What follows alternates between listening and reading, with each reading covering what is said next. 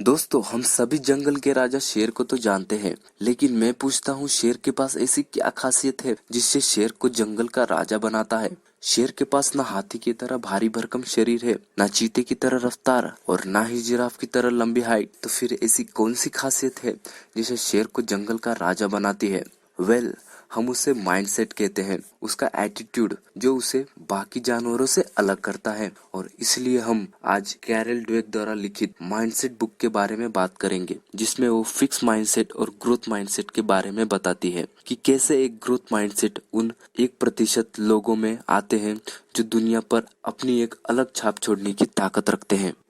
इस बुक में हम सीखेंगे कि कैसे आप अपने फिक्स माइंडसेट को ग्रोथ माइंडसेट में बदल सकते हो और अपनी लाइफ में एक सक्सेसफुल इंसान बन सकते हो। तो इस वीडियो को अंत तक जरूर देखना और चैनल को सब्सक्राइब भी कर लेना, ताकि इस तरह की वीडियो आप कभी मिस ना करें।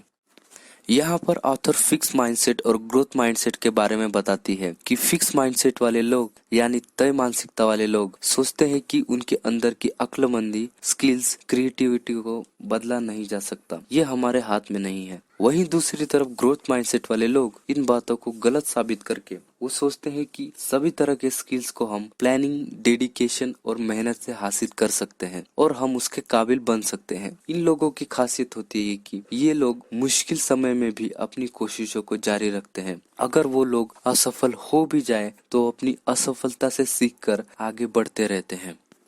तो सवाल ये है कि क्या हम हमारे फिक्स माइंडसेट को बदलकर ग्रोथ माइंडसेट अपना सकते हैं?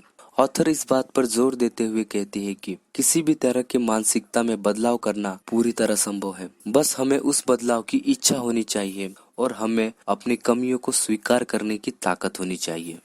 तो चलिए आगे बढ़ते हैं और देखते हैं कि एक ही सिचुएशन में फिक्स्ड और ग्रोथ माइंडसेट वाले लोग कैसे सोचते हैं, और हम देखेंगे कि कैसे फिक्स माइंडसेट को हम ग्रोथ माइंडसेट में बदल सकते हैं।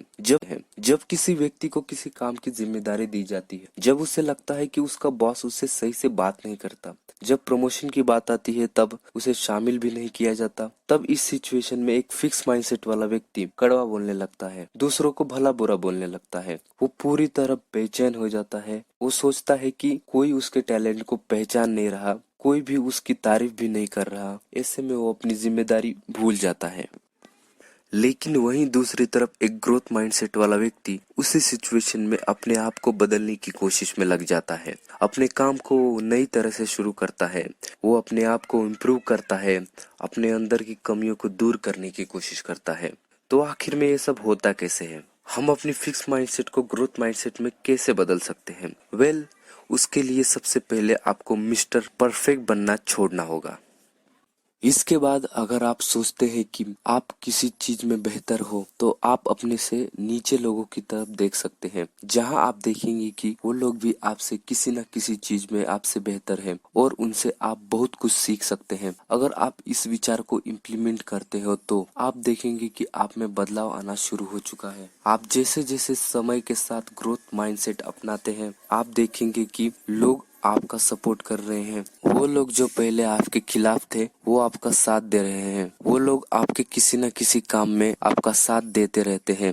वो लोग आपका सहयोगी बन जाते हैं। फिक्स माइंडसेट वाले लोग उस कंफर्ट जोन में रहते हैं जहां वो अपने आप को ही टैलेंटेड समझते हैं, अपने आप को दूसरों से बेहतर समझते हैं, और आखिर में जो इंसान इस कंफर्ट जोन को तोड़कर बाहर निकलता है वही इंसान अपनी माइंडसेट को बदल सकता है। कैरल ड्वेक द्वारा लिखी हुई ये किताब आपको सिखाती है कि सफलता हासिल करने के लिए सही मानसिकता का होना बहुत जरूरी है। ये बुक आपको बिजनेस, पेरेंटिंग, एजुकेशन, रिलेशन के बारे में डिटेल में समझाती है। इस बुक को बहुत सारे लोगों ने रिकमेंड किया है, जैसे बिल गेट्स ने इस बुक के इम्पोर्टेंस के बारे में बताया। इसलिए ये बुक हाईली रिकमेंडेड है जो अपने माइंडसेट को बदलना चाहते हैं। अब आप मुझे कमेंट में बताइए कि आप अपने कौन से फिक्स माइंडसेट को बदलना चाहते हैं। साथ ही वीडियो को लाइक करें और अपने दोस्तों के साथ शेयर करें। Finally, thanks for watching.